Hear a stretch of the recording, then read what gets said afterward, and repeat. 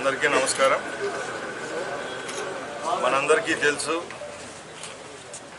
రాయలసీమలో ఉన్న 3 జిల్లాలు కడప, అన్నమయ్య, చిత్తూరు జిల్లాల్లో ఈసారి మామిడి పంట దిగుబడి ఎక్కువ రావడం, దానిలో భాగంగా గిట్టుబాటు ధరలపై ఏదైతే ఆందోళన ఉందో దాన్ని పసిగట్టి ముందే ప్రభుత్వం చర్యలు తీసుకోవడం జరిగింది.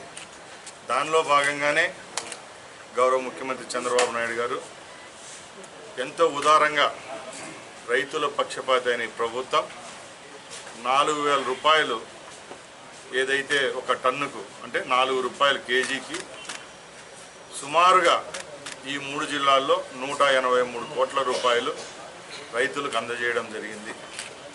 అలాగే ఆ రోజే రైతు నాయకులతో అలాగే ఫ్యాక్టరీ యాజమాన్యంతో కూడా పలు దఫాలు జిల్లా కలెక్టరు అలాగే మా వ్యవసాయ శాఖ మంత్రి గారు చర్చించి వారి తరపున కూడా రైతులకు న్యాయం జరిగేలాగా చర్యలు తీసుకుంటామని చెప్పడం జరిగింది.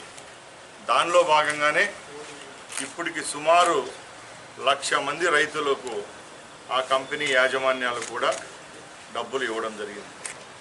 ఈరోజు కూడా ఈ సమావేశం ఏర్పాటు చేయడం, గౌరవ ముఖ్యమంత్రి గారు మళ్ళీ ఒక 4 నెలల్లో కొత్త సీజన్ స్టార్ట్ అవుతుంది, ఆ సీజన్ లోపలే ఈ రైతులకున్న బకాయిలని చెల్లించాలనే ఒక మంచి లక్ష్యంతో ఈరోజు రైతు సంఘాల నాయకులు అలాగే కలెక్టర్ గారి నేతృత్వంలో మా ఎంపీ కొందరు ఎమ్మెల్యేలు కూడా రావడం జరిగింది.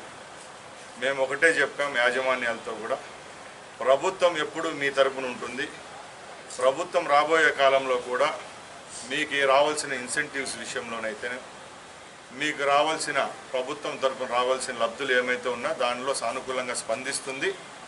రైతులకు ఇచ్చే రుణాల విషయం ఏదైతే మనం పంటకి ఇవ్వాల్సిన డబ్బు విషయంలో కూడా మీరు ఇంకా డిలే చేయకూడదని చెప్పడం జరిగింది. వాళ్ళు కూడా సానుకూల దృక్పథంతో అతి త్వరలోనే చెల్లిస్తామని చెప్పడం ఒక శుభసూచిక.